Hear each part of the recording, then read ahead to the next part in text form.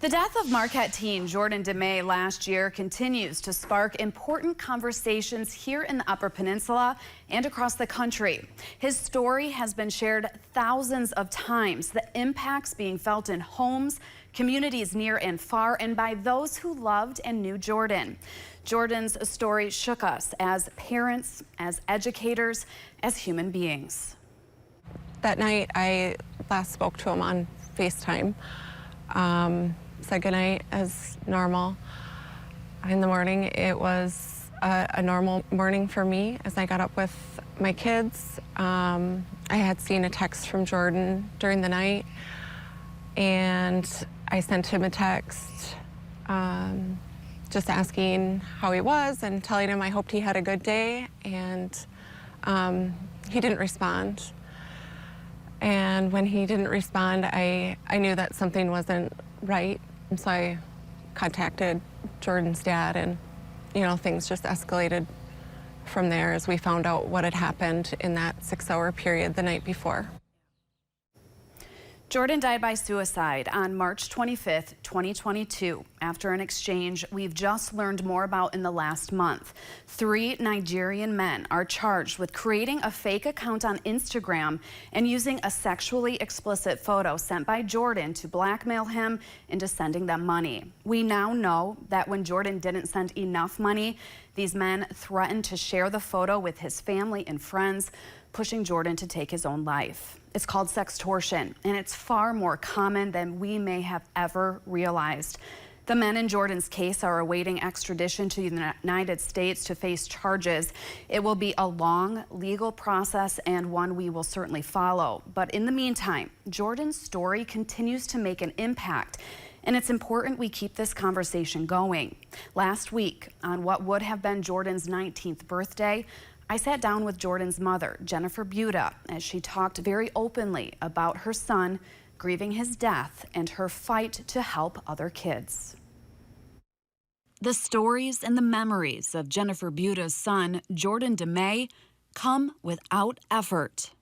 Walking along the football field where he spent so much time, Jennifer smiles, talking about senior photos, track meets, and who he was as a person and as her son.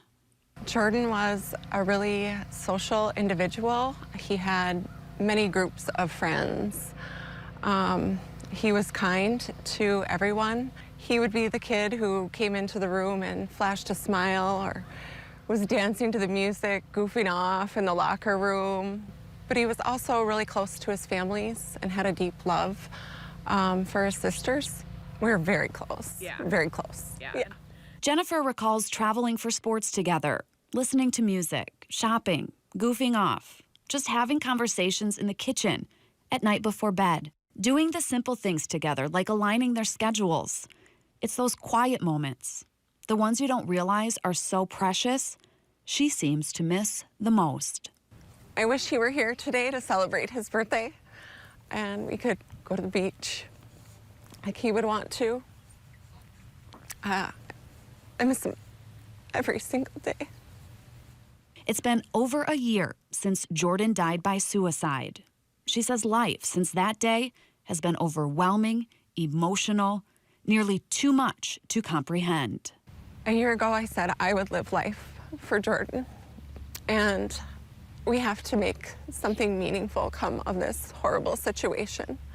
And if we can save one life, then what happened to him means something. She may never be able to quantify the lives Jordan's story saves, but the way the conversation has changed around sextortion, suicide, and social media, it's impossible to not feel the impact, and it solidifies the decision to be upfront and forward about what happened to Jordan.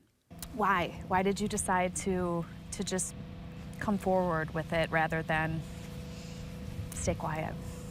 If it could happen to Jordan, it could happen to anyone. I wanted to prevent any other child from being victimized and put that out there.